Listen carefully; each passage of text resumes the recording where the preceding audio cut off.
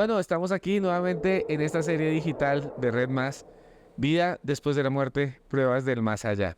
Y vamos a hablar de un libro que se llama La Prueba, y vamos a hablar con su investigadora, una mujer que ha recorrido el mundo detrás de testimonios de personas que dicen que han estado en ese umbral, en esa frontera, en ese punto en donde supuestamente se llega a la trascendencia, o tal vez no, no sabemos, pero en ese punto donde supuestamente ya no hay vida y tal vez haya algo más. Y estamos en Llorente, un restaurante del norte de Bogotá. Los invitamos a todos a venir. Pueden comer aquí lo que quieran, beban lo que quieran, todavía están vivos. Vengan y pásenla bien. Y bueno, quien está con nosotros hoy es una amiga, es una hermana, es una escritora, es una investigadora de misterio. Además tiene un doctorado y además de eso es antropóloga y ha recorrido el mundo y escribió este libro. Un momento que lo voy a poner acá para que lo vean. Escribió este libro que es un bestseller, lo consiguen en cualquier librería del país y habla de eso, de la vida después de la muerte y se llama La Prueba. Mado Martínez. Mado, muchas gracias por estar aquí en Vida después de la muerte. A ti por invitarme a este lugar tan fantástico, me encanta este sitio y siempre encantada de estar aquí en Colombia. Y además nos ven en México, en Estados Unidos, en España, de donde eres tú. ¿Cierto? Nos ven en Chile, en Argentina. Y este tema es un tema que siempre genera cantidades de vistas. Y lo quiero decir aquí frente a todo el mundo. Los videos que más se han visto en la historia del canal Red Más son sobre vida después de la muerte. Mado, empecemos por ahí. ¿Por qué crees que nos llama tanto la atención como seres humanos? Tú eres antropóloga. Todas las culturas, cuando tú vas a ver los grandes monumentos del mundo, tienen que ver con la muerte. O por lo menos creemos que tienen que ver con la muerte. Las antiguas maravillas del mundo. Hay una que es un mausoleo, que es el rey Mausolo, y por eso se llama mausoleo. En el Icarnazo ya no queda nada. Las pirámides. Bueno, hay una conexión ancestral con la muerte. Desde luego, ¿qué es lo que se pregunta un antropólogo, un Indiana Jones, un arqueólogo cuando va por ahí descubriendo ruinas y destapando esqueletos, ¿no? ¿Tenían ritos funerarios? Esa es la gran pregunta. Porque si tenían ritos funerarios es que tenían sentido de la trascendencia, del más allá. Son símbolos de humanidad. Los primeros símbolos y signos de civilización humana tienen que ver con la compasión, con la preocupación por nuestros muertos, ¿no? ¿Qué les va a pasar? ¿Qué va a pasar cuando estén muertos en el más allá, ¿no? Y eso es muy humano, es una pregunta muy humana y es una inquietud, yo creo que universal. Y es lo que uno aprende cuando estudia antropología, que el sentido de trascendencia, el preguntarse qué habrá detrás de esa puerta, es algo totalmente universal y es lo que nos hace humanos, en gran parte. Y eso es algo que quería tocar, porque cuando uno empieza a mirar la historia de las religiones, la historia también del pensamiento mágico, las primeras muestras de humanidad, el arte, siempre están ligados con ese mundo que está también el más allá, que es como otra dimensión, otra esfera que a veces coexiste con nosotros, ese plano donde están los espíritus que no son más a veces que seres que estuvieron aquí antes y que quedan remanentes o que quedan viviendo con nosotros. ¿Están los espíritus desde el inicio de todas las civilizaciones?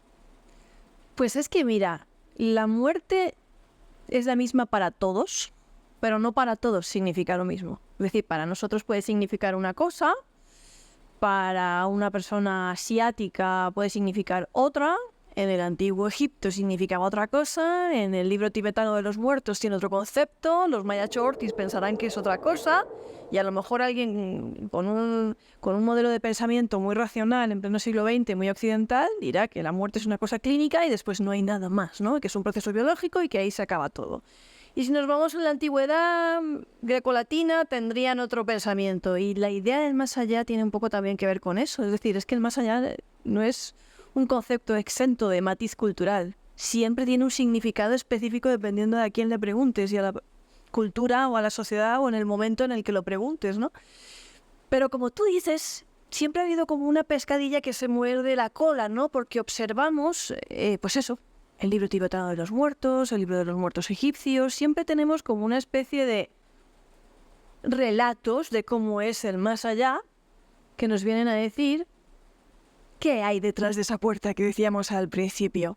Y lo curioso es que en esta pescadilla que se muerde la cola, cada vez que uno tiene una experiencia mística o un estado alterado de conciencia o una experiencia cercana a la muerte, podríamos decir, siempre está impregnada, moteada, salpicada por sus patrones y condicionamientos, es decir, por lo que él ha vivido en su tiempo, en su cultura, en su sistema de creencias, lo que ha aprendido. Así que eso no hace más que confirmar esa creencia o ese sistema de creencias. Y la pregunta siempre es doble. ¿Son las experiencias místicas, ¿vale?, un acceso a cómo es ese más allá? ¿O es la cultura la que dice cómo vas a tener esa experiencia mística? Y esos estados alterados de conciencia están en muchas culturas, están en los chamanes y se llegan por medio de plantas, se pueden llegar por medio del baile, se puede llegar por medio de la privación, ¿no? Hay gente que dice, dejo de comer, el ayuno espiritual, por eso es espiritual, y dicen los neurocientíficos que se activan partes del cerebro y entonces la gente empieza a tener sensaciones místicas. Pero lo que sí es cierto es lo que decías, Mad, que a mí me parece increíble, y es que los grandes maestros de la humanidad y los grandes administradores de lo espiritual, de alguna manera siempre tuvieron experiencias místicas en las que decían, así es el más allá, ese es el mundo de los muertos, yo puedo convertirme en jaguar en el Amazonas, y ahí veo los espíritus de los ancestros, o Jesús se va 40 días y 40 noches y se enfrenta al mismísimo demonio, ¿no? O Buda sentado en un árbol. Son estos místicos los que nos cuentan sobre el más allá, ¿no? Sí, fíjate, los 40 días en el desierto de Jesucristo, estas quedadas que hace a veces la gente para ver alienígenas, ¿no? En el desierto de Atacama o no sé dónde, que están en lugares extremos, en situaciones inhóspitas, sin comer, sin beber, sin no sé qué, y que al final tienen una especie de visión en la que, bueno, pues todo eso viene del sentido de la privación o de someterse a condiciones extremas, caminatas o carreras extenuantes, meditación, la danza, el baile con tambores, bum, bum, bum, bum, bum, que tiene que ver con los latidos del corazón. Todo eso tradicionalmente han sido como herramientas que los místicos de diferentes culturas, chamanes, líderes, jefes, han utilizado para entrar en esos niveles de conciencia, en esos estados alterados de conciencia que todos, absolutamente todos, tenemos la posibilidad de experimentar, porque nuestro cerebro de Homo sapiens está ensamblado para que nosotros podamos tener esos estados alterados de conciencia. Nosotros venimos con eso de fábrica. ¿Qué quiere decir eso? Que seguramente hemos evolucionado para tenerlo. Porque si lo tenemos es porque hemos evolucionado así, ¿por qué tenemos emociones? Porque son adaptativas, nos permiten sobrevivir en el medio. ¿Por qué tenemos esa posibilidad de tener estados alterados de conciencia? Seguramente porque lo necesitamos y tiene que ver con nuestra resiliencia, es decir, con la capacidad del ser humano de salir adelante y enfrentarse a situaciones, a cosas y a momentos en la vida muy duros y muy complicados, el duelo, el trauma, ¿no? Que gracias a ese tipo de experiencias uno puede llegar a, canalizar de otra forma, asumir de otra forma, salir adelante, superarlo y implementarlo de otra manera. Claro, y en eso también, en esos estados alterados de conciencia también entran en juego las plantas, ¿no? Las antiguas plantas de poder, las plantas visionarias, que están en todas las culturas. Sí. Que mucha gente dice, no, eso es solamente de las selvas o de los desiertos, alguien que se chupa un peyote o alguien que toma yagé. No, es que en Europa había una gran cantidad de plantas que también utilizaban las mujeres curadoras y sabedoras y los místicos mismos. Y en Asia hay cantidades, y en la misma África, la iboga, el chas, ¿no? Y dicen muchos, o no sé qué piensa Amado de lo que voy a decir, que esas plantas proporcionan una visión de ese otro mundo, del mundo espiritual, y que mucho de lo que hemos retratado en el cielo y en el infierno son espejos de esas experiencias que tuvieron hace siglos, milenios nuestros ancestros comiéndose un hongo, por ejemplo. Bueno, es que la etnobotánica es un mundo apasionante porque nos habla de la tradición y usos que el ser humano en diferentes contextos y culturas ha hecho de distintas plantas, ¿no? De plantas, de hongos, pues con fines medicinales o curativos o rituales, incluso como venenos. Hay estudios muy interesantes hasta el siglo XIX los venenos no se podían detectar, ¿no? Entonces eran una de las armas favoritas para quitarse de en medio a alguien. Pero lo cierto es que dependiendo del contexto y dependiendo de la cultura, las plantas han tenido un protagonismo innegable. Hay otras culturas que no. Bueno, pues los primeros movimientos, los orígenes del chamanismo en el corazón de Europa o en el norte Siberia. de Siberia, no utilizaban las plantas para entrar en esos estados alterados de conciencia, utilizaban los tambores, por ejemplo, ¿no? Pero en muchos otros lugares sí que se ha utilizado el yagé, chamanismos actuales o movimientos místicos actuales como en el Amazonas, que tú has podido comenzar, se ha utilizado mucho la ayahuasca, se sigue utilizando para entrar en esos estados mentales y en esos niveles de conocimiento. A ver, nosotros en el mundo occidental hace mucho tiempo que tenemos una filosofía de pensamiento muy racional, totalmente racional. Total. Y explicamos las cosas con la explicación científica, ¿no? Pero lo cierto es que existe otra parte del cerebro y otra forma de acceder al conocimiento o entrar en estados o niveles de mente que no tienen nada que ver con ese otro modo de adquirir el conocimiento de forma racional. Y son totalmente válidos porque son experiencias. Es decir, las experiencias nunca se pueden negar. Las experiencias siempre van a estar ahí.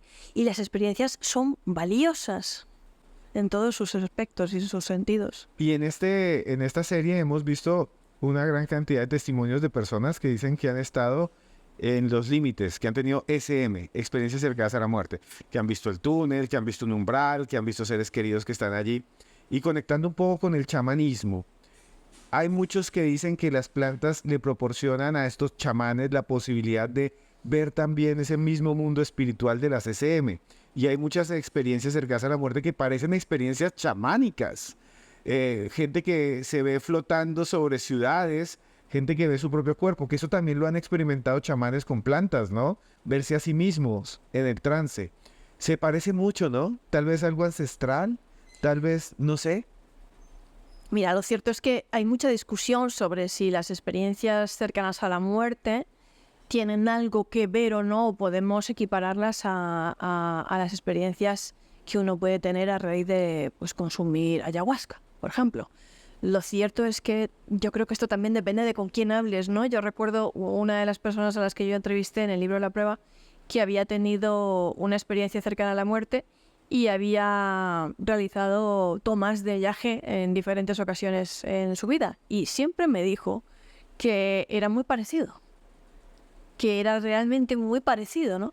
Yo creo que en realidad estamos hablando siempre de estados alterados de conciencia, de neurotransmisores, de una serie de cosas que nosotros, como digo, traemos de serie y que en determinados aspectos pues podemos estimular o no de cierta manera. Pero sí que es cierto que este tipo de experiencias que se originan a raíz del consumo de sustancias como la ayahuasca tienen muchos puntos en común con las experiencias cercanas a la muerte, por ejemplo. ¿En qué?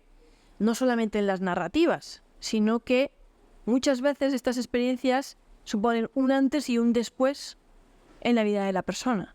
Es decir, hay gente que tras una ingesta de ayahuasca, una ingesta ritual o de yageo, sobre todo en los contextos culturales donde hay tradición de ritual de ingesta y de tomas, ¿no?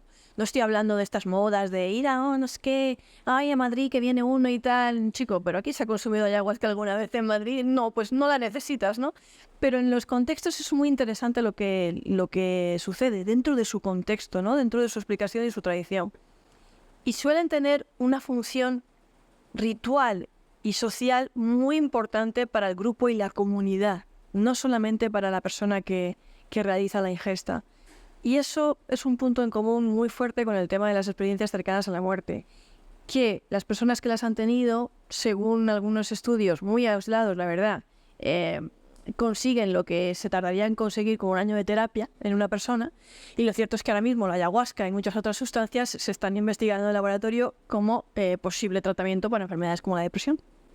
Y aquí hay una cosa que ya nos lleva a este mundo, a este más allá, tal vez visto por los chamanes, tal vez visto por gente que tuvo experiencias, porque esas experiencias no son de ahora, no son nuevas, porque aquí muchos nos han dicho, no, es que con las técnicas nuevas de resucitación, que ahora le colocan un choque eléctrico y el corazón vuelve a latir, o que ahora que te sacamos el corazón y te colocamos unas venas de las piernas, y entonces eso no había antes, entonces antes no había semes. No, antes sí, siempre ha habido experiencias cercanas a la muerte. Recuerdo mucho a los griegos, a más de uno que dice que soñó otro mundo, ¿no? Cuando estaban muy enfermos. O sea, es algo que existe desde el inicio casi de los tiempos.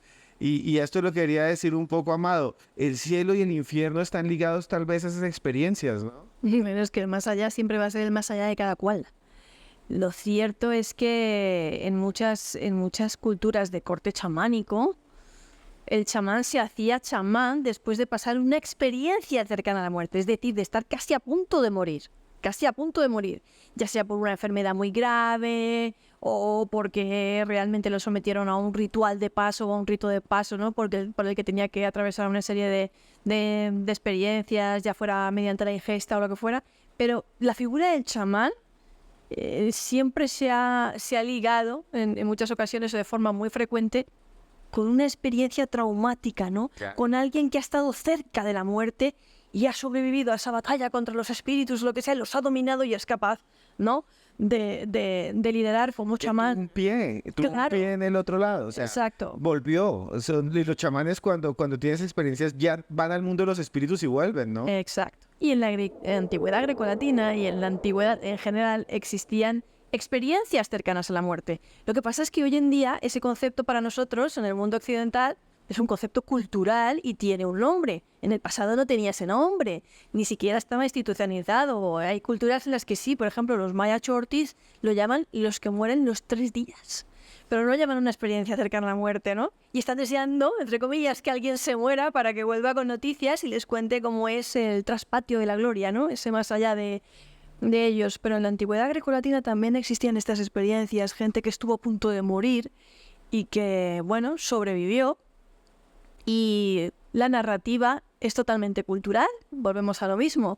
Pues en la antigüedad grecolatina los que tenían una experiencia cercana a la muerte iban al inframundo del Hades, se encontraban con divinidades del panteón griego, ¿no? Con seres guía, ¿no? Eso a veces sí que tiene cosas en común independientemente de... Claro, tú eres eso el es lo que tiempo. es asombroso, Mado, y aquí quiero llegar. Aquí hemos tenido testimonios de personas como la gordita Fabiola, Ujú. que dice que fue un inframundo muy parecido al Hades. Sí. Y hemos tenido entrevistas como a Javier Vanegas, el Lázaro de Corabastos, que les recomiendo que la vean. Si están viendo este video, busquen ese otro capítulo, ese otro episodio, que nos narraba en algún momento cómo un ser lo toma de la mano y lo lleva a caminar. Y eso sí es increíble porque está en los grupos indígenas más perdidos del Amazonas cuando hablan de los espíritus custodios que los reciben y los llevan. Está en las tradiciones incluso abrahámicas, en todas. Los musulmanes también tienen SMs y ven ángeles, Por el ángel supuesto. de la muerte. Por Entonces, supuesto. esto es muy extraño. Estas presencias que además son inteligentes porque le hablan a la... Alienígenas, algunos dicen que tienen encuentros con alienígenas, con médicos que los curan en naves, ¿no? En naves nodrizas o espaciales y que estaban muy enfermos o con enfermedades terminales y que de repente regresan y se sienten curados gracias a esa curación en el más allá y bueno, y se tiene una remisión espontánea en palabras de la ciencia. Fíjate, hay una serie de factores comunes, da igual la cultura a la que vayamos, que son, 1, el encuentro con seres guía. 2, la sensación de salir fuera del cuerpo. En ocasiones relatan que salen fuera de su cuerpo, que se ven a sí mismos, que vuelan, que pueden moverse, oír, ver, incluso teniendo los ojos vendados durante una operación, decir si el zapato rojo estaba en el tejado y luego comprobar si realmente estaba ahí y estar. Sensación de inefabilidad, es decir, es difícil de explicar ese tipo de sensación, ¿vale? Hay experiencias cercanas a la muerte muy positivas en la que el sujeto siente que todo es paz y todo es amor y otras muy negativas, pesadillescas casi. No sabemos por qué, pero seguramente tiene que ver con el mismo motivo por el que muchas personas tras tener una ingesta de ayahuasca tienen una experiencia sumamente plácida y otros tienen una experiencia horrible, ¿no? Incluso hay personas que han tenido una experiencia cercana a la muerte que han tenido 2 tipos de experiencia a raíz de la sugestión, ¿no? De lo que les estaba diciendo el médico cada vez que recobraban la consciencia, ¿no? Luego, también es muy común que mencionen que se sienten en un lugar muy vibrante, en el que todo es más real que la realidad, ¿no? Que es algo como muy sinestésico. Como lo que podrían describir personas con sinestesia, ¿no? Que tienen sinestesia. La sinestesia es una propiedad que tienen algunas personas, una característica, un atributo de sentir y de ver las cosas. Hay gente que huele los colores, ¿no? Pues no, eso hay gente que no tiene que tener una experiencia cercana a la muerte ni tomar ayahuasca para oler los colores. Que siente el sabor de los objetos. Siente el sabor de los objetos. Bueno, pues en esas experiencias se relatan momentos muy sinestésicos, ¿no? Casi todos vuelven con un sentido de redención importante, de cambio, les impacta profundamente. En algunos casos dicen que, pues que les han impelido a volver porque no era su momento. Otros dicen que quisieron quedarse y no se dejaron. Otras veces los invitaron a quedarse y ellos no quisieron. Y otras veces como que lo negociaron, ¿vale? En ese momento, la vuelta. Y yo creo que la visión del túnel también es algo muy cultural porque si buscamos en la India o buscamos en cualquier otro lugar, las estadísticas de la visión del túnel cambian y una visión panorámica de los hechos de la vida, ¿no? También suele ser como muy común. ¿Qué es lo que cambia? ¿Qué es lo que cambia? ¿Qué es lo contradictorio? ¿Por qué no nos sirve esto para hacernos una idea de ese más allá del que estamos hablando hoy aquí? La narrativa, porque es cultural. Es cultural, es totalmente cultural, es el más allá de cada cual. Unos te dirán que vieron a Jesucristo y los que no lo seguían acabaron en el infierno. Y vieron cómo la batalla del juicio final estaban allí los hombres luchando mientras las mujeres y los niños observaban esa batalla del juicio final. Es decir, hay división de género en el más allá, ¿no? Esto es muy cultural, ¿no? ¿Y los musulmanes qué? ¿Vale? Por no seguir, ellos no van a perecer. Mientras que los musulmanes, ya sea que te hablen de un exorcismo o te hablen de lo que sea, te dirán que la verdadera religión es el Islam, ¿no? Es la del Islam y el Corán. Unos te dirán que el más allá es todo amor, que es un lugar en el que todo es amor y da igual si en la vida has sido el mismísimo Hitler, porque eres amado, ¿vale? Mientras que otros te dirán que no, que en el más allá se enfrentaron a un severo juicio final, muy severo, en el que se arrepintieron de sus pecados, volvieron con un sentido de redención porque habían sido muy malos, ¿no? Como un concepto muy judeocristiano del más allá. Otros, en épocas como los años 70, más imbuidas por el movimiento hippie, sí, te dirán que han tenido una experiencia cercana a la muerte totalmente hippie, que tiene que ver con el medio ambiente, la tierra, no sé qué. Otros te dirán que tuvieron encuentros con alienígenas, ¿vale? Otros con seres angelicales, otros con zopilotes, los Maya Ortiz. Pero el más allá es muy contradictorio, dependiendo de quién te lo cuente. Con lo cual, no nos sirve esa narrativa para hacernos ninguna idea del más allá, porque solo es una experiencia muy personal y una experiencia social y cultural. Es muy valiosa como experiencia, sobre todo para ti, que la has tenido. Pero aparte de esto que es una narrativa muy individual, que tiene que ver con lo que se aprendió en toda la vida, con lo que se te enseñó, sí hay unos puntos en común que están en todas las culturas, que tú misma estabas contándonos, que resultan increíbles y que aquí no los han dicho. Por ejemplo, el encuentro con seres guía. Y la revisión de su vida. Sí. Aquí nos han contado varias personas, es que yo, de un momento a otro, me vi observando mi vida como si fuera una película. Sí. Y eso lo cuentan desde Mongolia hasta los indígenas del Amazonas. Sí. Y eso sí resulta sorprendente. Es como... No tanto. Sí y no. O sea, es llamativo, pero de acuerdo a los últimos estudios, que tampoco es que los tengamos desde hace décadas, recientemente, este año y el año anterior, hemos podido tener estudios sobre qué es lo que sucede en el cerebro de una persona cuando está muriendo. Se activan ciertas zonas cerebrales muy relacionadas con esa visión del túnel y la revisión panorámica de hechos de tu vida, ¿no? De tu vida. Y lejos de lo que uno pudiera pensar o de lo que siempre hemos creído, que el cerebro o la actividad cerebral se apaga cuando se apaga el latido, resulta que no, que sucede todo lo contrario, que hay un chute, una explosión de actividad cerebral como en el último sprint de la vida, ¿no? Que hace como ¡vum! Que el cerebro se enciende y que activa esas zonas que tienen que ver también con las alucinaciones y con los estados alterados de conciencia, en definitiva, que sí podrían explicar esos elementos en común, ¿no? Lo cual sigue siendo maravilloso y lo cual yo creo que es una gran lección para afrontar la muerte con una nueva perspectiva, porque ese momento es importante y en ese momento estás lúcido. Todavía estás lúcido. Lo que hay después no lo sabemos. Y estás viendo recuerdos de toda tu vida. O sea, es como las personas dicen que les muestran un panorama de lo que vivieron y que aparecen y emergen momentos que ellos ya habían olvidado. Y algunos dicen que sienten con mucha intensidad Muchísimo. lo que han hecho mal o lo que han hecho bien. Ajá. Que cuando ven en la calle, lo decía la gordita Fabiola, y lo dicen muchos otros, que cuando ven en sus recuerdos que iban por la calle y que, por ejemplo, ven a alguien que no le ayudaron, se sienten mal, muy mal, como si te juzgaran. Es como cierta sensación de juicio, ¿no? Sí, Antonio Gala decía también que él se vio de pequeño en escenas muy cotidianas, en pues, su padre limpiándole la nariz y cosas así. Dice que él no vio ningún premio ganar cuando él ganó premios o la fama, los libros que publicó, que en ningún momento él vio eso.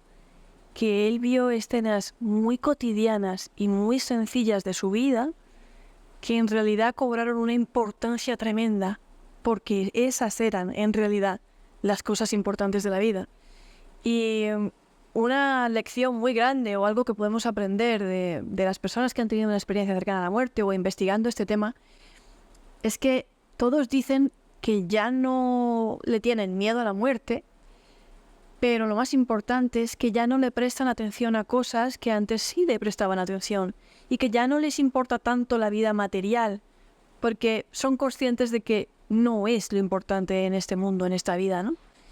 Y yo siempre digo que al final, de tanto estudiar las experiencias cercanas a la muerte, te enseñan que también hay vida antes de la muerte y que esa es la que merece la pena vivir, ¿no? Y como dice mi madre, que al cementerio no me llevéis flores, las flores ahora, ¿no? Y esa es una gran enseñanza. Y vamos entonces a esos casos que estudió, porque yo sé que mucha gente quiere escuchar de lo que usted hizo en su libro La Prueba, que fue viajando por muchos países, entrevistando a muchas personas. Cuéntenos uno de esos casos que se encontró que para usted sean realmente memorables, que usted dijo, estoy escuchando a esta persona contándome esto y realmente hay algo aquí. Bueno, es que hay muchos casos por los que yo me decantaría, porque creo que todos y cada uno de los casos que hay en la prueba son fascinantes, porque una de las cosas que a mí más me llamó la atención o en los que más presté el foco, dejé muchos casos fuera y tuve que ceñirme a los más importantes o los más relevantes, no solo desde el punto de vista cultural, sino desde el punto de vista de los efectos secundarios. A mí me llamaba mucho la atención no la experiencia cercana a la muerte en sí, porque ya había muchos estudios sobre ese tema. Tú puedes encontrar muchos libros sobre experiencias cercanas a la muerte, muchísimos, y casos, experiencias, cada uno te contará la suya. A mí, los casos que me interesaban y que me gustaban y que me volaban la cabeza y que yo no podía explicar ni como antropóloga, ni como neuróloga, ni como nada, eran los de las personas que regresaban a la vida con información privilegiada de hechos futuros que acababan sucediendo. Los que después de enfrentarse a una enfermedad terminal y ir a morir, regresaban asegurando que habían tenido una experiencia cercana a la muerte en la cual les habían dicho que se iban a recuperar de un cáncer con metástasis, con esto, con lo otro, y que regresaron a la vida y realmente se recuperaron. De personas que sin haber sido nunca medium, sin haber tenido ningún episodio de mediumnidad, tras una experiencia cercana a la muerte, empiezan a tener episodios mediúmnicos y encuentros con seres, según me decían, que les piden cosas y les hacen encargos, ¿no? Mediumnidad, encargo de recado se llama eso, ¿no? como un poco como la serie Melinda entre fantasmas, no sé si aquí en Colombia se llamaba igual. Y te voy a contar un caso, quizás este lo conoce mucha gente o no, el de Mary Zenil, que era una cirujana ortopédica, y me costó bastante entrevistarla, varios meses detrás de ella. Ella es una cirujana de Estados Unidos que se encontraba practicando su deporte favorito, que es el kayak en Chile. Y bueno, pues estaba allí con su marido, de repente tuvieron un accidente, ella tuvo un accidente con su kayak, se dio la vuelta y se quedó atrapada bajo el agua. Mucho tiempo, demasiado. Los paramédicos no recomendaban que la reanimaran porque pensaban que ya pues le había faltado mucho oxígeno al cerebro y no se iba a quedar bien. La cuestión es que, bueno, la trasladan en helicóptero y ya en todo ese momento se ve ahí, tirada, junto al agua. Y ella me decía que ella no se sentía vinculada a ese cuerpo. Como que era algo totalmente ajeno, que realmente ella era lo que estaba sintiendo, no ese cuerpo que estaba ahí. Y que estaba muy bien y se encontraba de forma, bueno, fabuloso. Así que no tenía ningún interés en volver a ese cuerpo.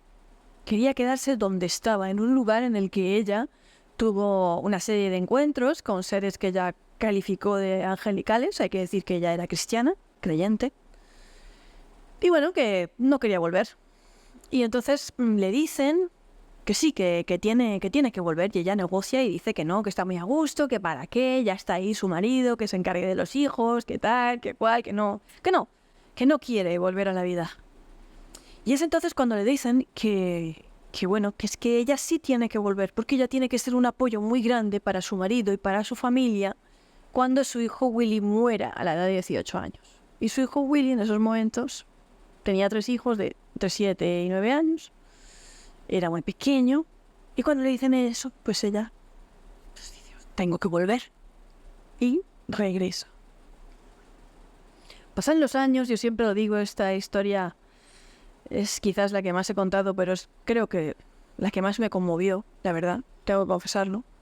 Y ella con esa espada de Damocles ahí pendiendo sobre su cabeza, porque para ella esa experiencia había sido muy real.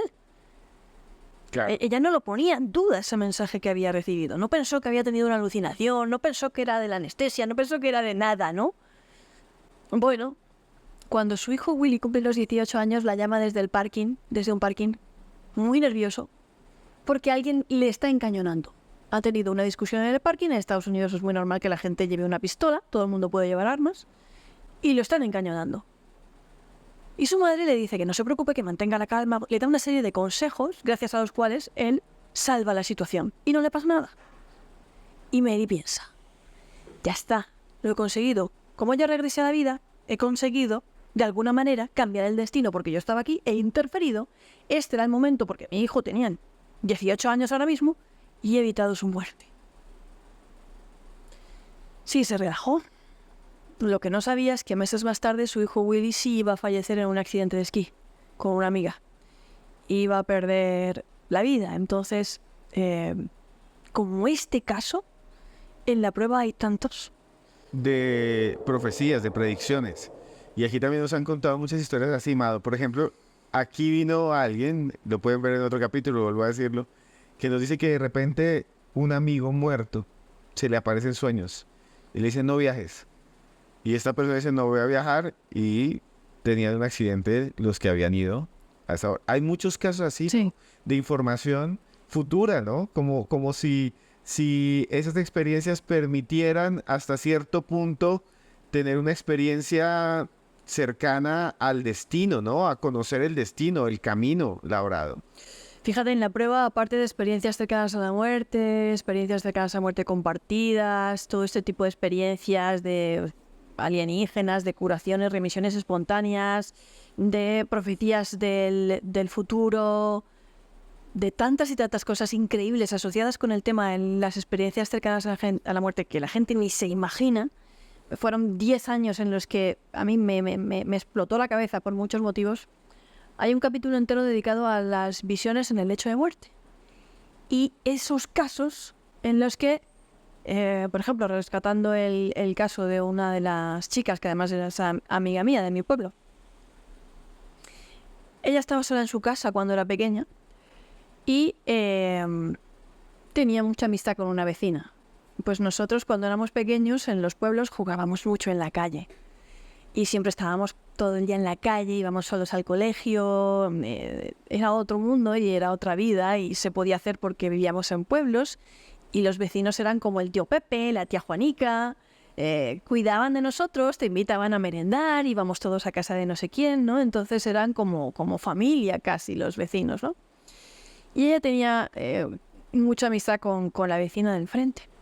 Y un día que su madre había ido a hacer la compra, ya estaba sola en casa, llegó la vecina. Entonces también era muy habitual tener las puertas abiertas, no pasaba nada.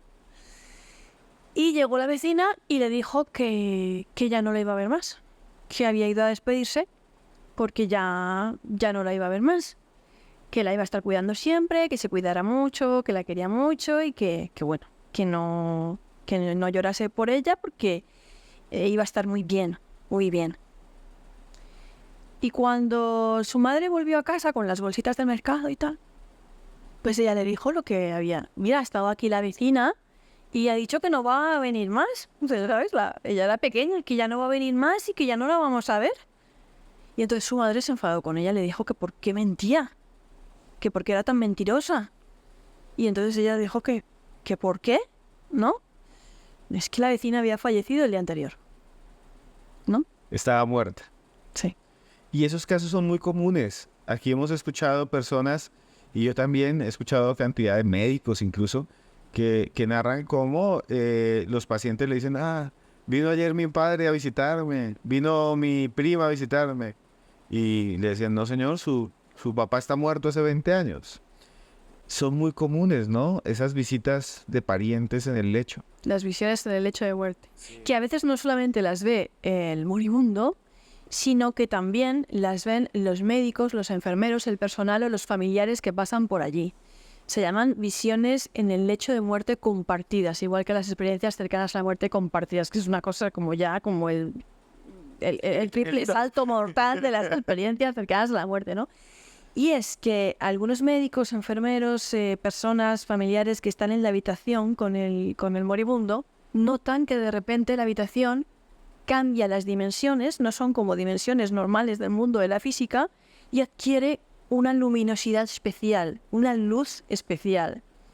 Y ven lo que está viendo el moribundo. En ocasiones una señora como transparente de tonos blancos, en ocasiones personas, sombras, gente que se acerca al moribundo, o sea que a veces no es solamente el moribundo quien las ve, sino la persona que también se encuentra en la habitación.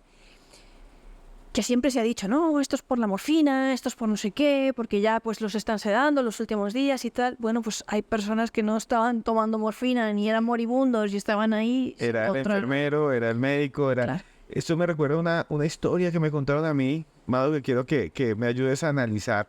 Y es un médico durante estos tiempos terribles que se vivieron hace poco de enfermedades, de virus en el mundo. Y él me decía, aquí en Bogotá, en donde estamos acá, en una sala de cuidados intensivos, que eso cambia de nombre en cada país, ¿no? Ponen diferente nombre a esa sala donde se lleva a las personas, se les puede conectar unos respiradores artificiales. Él dice que en algún momento todos los pacientes le decían, usted, doctor, ¿por qué está dejando entrar niños? Y él decía, aquí no pueden entrar niños, es que ni siquiera puedo entrar yo si no me pongo un traje especial. ¿De qué niños me hablan? Y la mayoría de los pacientes le decían, sí, mira, es que a veces viene un niño con un saco rojo y se hace en una esquina. Y el médico me decía, yo no les creía, pero cada vez que alguien me habla del niño del saco rojo, ese se moría o ese fallecía. Como si fuera una parca, ¿no? Siempre se había hablado de esos espíritus que además la visita de ellos es anticipatoria, ¿no? De la muerte, como prepara la muerte. Es una visión en el lecho de muerte. Y también hay relatos y testimonios en la literatura médica, sobre todo de las personas que acompañan auxiliares en los centros sanitarios. Yo entrevisté a personas que se dedicaban a trabajar en duelo o a trabajar en alas de oncología con niños, que los niños también tienen una serie de encuentros y visiones en el lecho de muerte sumamente conmovedores. Hay historias ahí tan conmovedora como la que tú acabas de contar del niño del saco rojo. Y los niños, aparte de ellos también, tienen sus encuentros con otros niños, ¿no? Ahí hay muchos testimonios de ese tipo y son muy, muy, muy conmovedores por el tema de que son niños. Algo que has remarcado mucho es el asunto de las experiencias cercanas a la muerte compartidas. Si es que, como que te decía, en esta investigación, en todos estos años, en el libro La Prueba, me dediqué a buscar las experiencias cercanas a la muerte raras. O sea, como ya te decía, como el triple salto mortal, algo porque una experiencia cercana a la muerte tal cual, pues ya sabemos lo que es, ya tenemos muchas narrativas y bien, bueno, se puede explicar desde el punto de vista cultural, se puede explicar desde el punto de vista neurológico, y lo que me interesaba era lo inexplicable, o sea, lo que no se podía explicar. Y una experiencia cercana a la muerte compartida, al igual que una visión en el hecho de muerte compartida, es aquella que vive la persona que la experimenta, es decir, el que tiene una muerte clínica y tienen que reanimarlo, o ¿no? O que pasa por un evento traumático de algún tipo, ¿no? Y el que está en la habitación, o sea, con él, el que lo acompaña, ¿no? El médico, el enfermero o el familiar. Si ya es difícil de explicar o de imaginar que una persona tenga una experiencia cercana a la muerte y de repente se encuentra en otra dimensión o fuera de su cuerpo, tenga un encuentro con un ser luminoso que le dice unas palabras o unas cosas, o le dice que regrese o lo que sea, imagínate que la persona que le está cogiendo la mano a esa persona, a ese individuo que está teniendo esa experiencia o que está junto a él en la habitación o lo que sea, está viviendo lo mismo que él y de repente se traslada a esa dimensión con él y ve a ese mismo ser luminoso y se acerca con él. Juntos, van caminando juntos hacia él y viven la misma experiencia. Y entrevistas a uno y entrevistas al otro y los dos te cuentan la misma historia. O sea, lo vivieron igual, ¿no? Uno a lo mejor con más miedo, otro con menos miedo. Con más miedo yo porque era el que me estaba muriendo y me llamaba por mi nombre. Y ella como, no, yo no me quiero morir. Y el otro como, no, pero los dos se quedaron como, ¿tú has visto esto?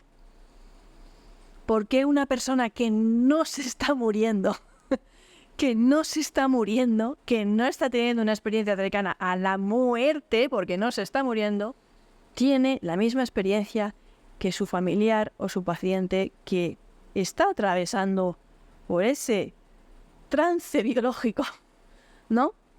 Esto es sumamente inexplicable. Hay un capítulo ahí entero sobre este tema. Entre otros, un capítulo que a mí me pareció de los más conmovedores que sucedió aquí en Colombia. El padre ya fallecido hace unos años, en paz descanse, que todo el mundo debería leer y conocer, porque realmente siempre que la gente lo lee o hablo de ese tema, es como hacerle un homenaje a ese hombre que en su día me dio su testimonio, que ya no está entre nosotros, pero que sí, que él lo vivió y su hijo lo vivió con él. Bueno, eso tendrán que buscarlo los lectores en el libro porque llegamos al final. O sea, quisiéramos quedarnos hablando aquí y contando más experiencias que he investigado Mado. Y finalmente quiero preguntarle, Mado, ¿usted le tiene miedo a la muerte después de investigar todo esto? ¿Qué le diría a la gente que nos está viendo que tal vez dice, voy a ver este video porque me da miedo la muerte, porque realmente estoy pasando por un trance muy doloroso? ¿Qué le diría a esas personas? Que para conjurar ese miedo solo hay que pensar que hay vida antes de la muerte y merece la pena vivirla. ¿Por qué vamos a estar preocupados por qué hay después de la muerte o si... No, descarta ese miedo. Hay vida antes de la muerte y eso es lo que importa. De hecho, aunque existiera el más allá, digamos que existe el más allá, o incluso la reencarnación, ¿no? Si nos vamos a los estudios de Jim Tucker, de Ian Stevenson, de esos niños con recuerdos espontáneos de vidas pasadas, incluso si existiera la reencarnación, tú y yo ya nos hemos reencarnado. Es decir, que el más allá es aquí y ahora. Bueno, gracias, Mado, por estar aquí en Vida Después de la Muerte, Pruebas del Más Allá, con su libro La Prueba. Muchas gracias a ti. Un placer. Y a todos ustedes, muchas gracias. Sigan mirando todos los capítulos, no se despeguen. Gracias por vernos aquí en esta nueva serie digital de Red Más Televisión.